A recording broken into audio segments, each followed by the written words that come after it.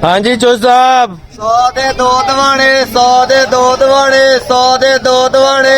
ਇੱਥੇ ਮੰਡੀੋਂ ਲੈ ਕੇ ਇੱਥੇ ਹੀ ਵੇਚੀ ਜਾ ਰਹੇ ਆ ਹਾਂਜੀ ਭਾਜੀ ਵੇਚਣੇ ਨਹੀਂ ਕਿੰਨੀਆਂ ਲਈਆਂ ਢੇਰੀਆਂ ਆਹ ਹੀ ਲਈਆਂ ਭਾਜੀ 5 ਢੇਰੀਆਂ 1 2 3 4 5 ਇੱਥੇ ਸੀਗੀਆਂ ਕਿੰਨੀਆਂ ਵੇਚਤੀਆਂ ਇੱਥੇ ਆ ਵਿਕ ਗਈਆਂ ਜੀ ਆਪਣੀਆਂ 2 ਵਿਕ ਚੱਲੀਆਂ 3 ਰਹਿ ਗਈਆਂ ਜੀ ਇੱਥੋਂ ਮੰਡੀ 'ਚ ਲੈ ਕੇ ਇੱਥੇ ਦੁਆ ਵੇਚ ਕਰੋ ਕੋਈ ਗਾਹਕ ਆ ਜਾਵੇ ਦਵਾ ਤੁਹਾਡੇ ਨਾਲ ਆ ਸਾਜੀ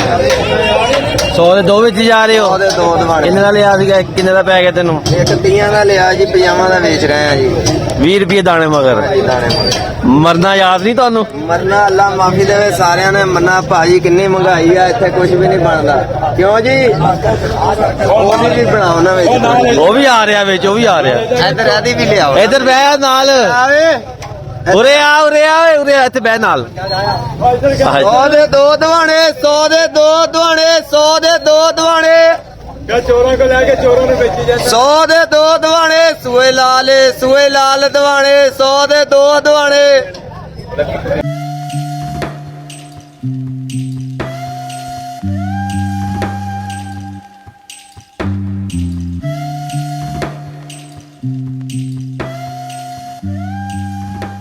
ਦਵਾਣੇ ਨਹੀਂ ਵੇਚਣੇ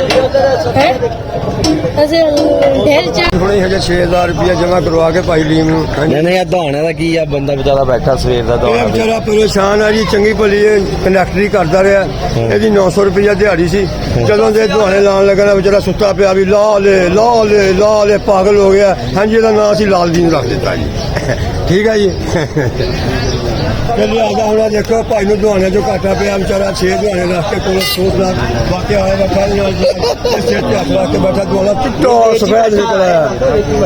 ਅਗਲਾ ਦਿਹਾੜੀ ਪਾਈ ਬੈਠਾ ਕੌਣ ਦਾ ਸ਼ਿਕਾਰ ਹੋ ਗਿਆ ਜੀ ਤਰਬੂਜ ਤੋਂ ਭਾਈ